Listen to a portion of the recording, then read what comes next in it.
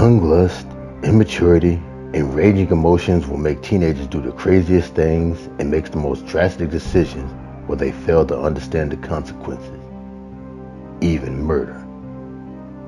Join me in this episode of Killer as we look at the case of Hannah Stone.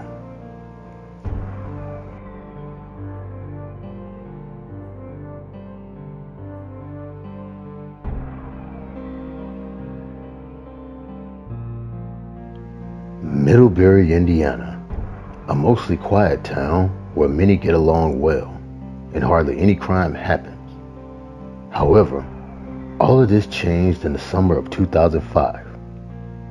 Meet Barbara Jo Keim. Barbara Jo Keim was a single mother that worked as a nurse at Elkhart General Hospital. Going through a divorce, she shared custody of her 5-year-old Timothy. And though she was loved around town, at home was a very different story. Because besides her 5-year-old son, Barbara Jo had a 17-year-old daughter named Hannah Stone. Barbara and Hannah constantly fought and argued over a lot of things, mainly Hannah's disrespectful and rebellious attitude. But none of that compared to the majority of their fights would have come about.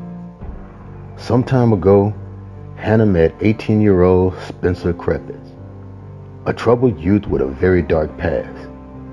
He was kicked out of school constantly by the time he was a teenager and was heavily into drugs, mainly marijuana, heroin, and LSD.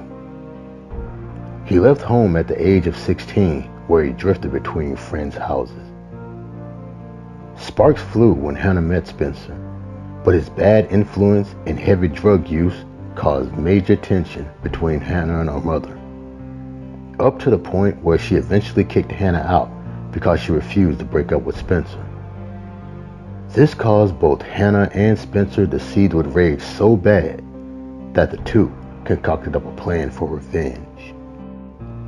On the night of April 5th, 2005, Barbara Jo Keim was home alone. Her 5-year-old son, Timothy, was at his father's house. She gets a knock on the door. When she answers it, Spencer Krepitz tackles her and pulls out a gun. He, Hannah Stone, and Aaron McDonald, a close friend of theirs who agreed to help, being promised $400 for his assistance, duct taped Barbara Jo Keim's arms, eyes, and mouth. They then stole her credit card and loaded her up in a van. Hannah Stone stayed behind as a decoy to throw off any suspicion of wrongdoing. Spencer and Aaron then drove to a local shopping mall where, despite their desperate attempts, they were only able to withdraw $200. Frustrated by this, Spencer Krepitz then drove out of town into Cossiaco County. There, they stopped by a nearby cornfield where Spencer took Barbara Jo Keim into the cornfield and shot her once in the back of the head, execution style. After the murder, Spencer Krepitz then split the $200 between him and McDonald to where they bought drugs before going back to Barbara Jo's house. It's there where the three of the teens got high before Hannah and Spencer had sex in Barbara Jo's bed. When Barbara Jo Keim didn't show up for work the next day, as well as didn't pick up her son, friends and family called authorities. They did hand out flyers, and the case went public.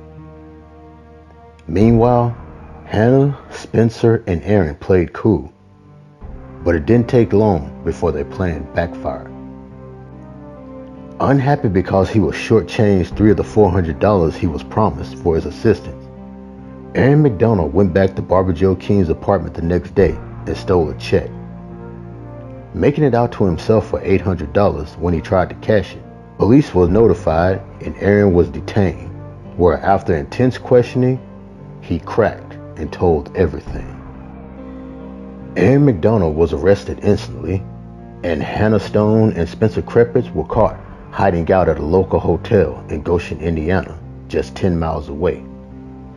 It was announced that all three members involved were arrested and detained on April 8, 2005. The group were charged with murder, conspiracy to commit murder, and criminal confinement. Aaron McDonald pled guilty and was sentenced to 62 years in prison, where he'll be eligible for parole in 2036. Spencer Krepitz was found guilty and was sentenced to life without the possibility of parole. But on January 18, 2015, he committed suicide. And Hannah Stone? Hannah pled guilty and was sentenced to 100 years in prison. She is currently serving her time at the Indiana Prison for Women in Indianapolis, Indiana, where she can no longer have contact with her younger brother, has been disowned by her entire family, except her dad, who comes to visit her every chance he gets. She's eligible for parole in 2053.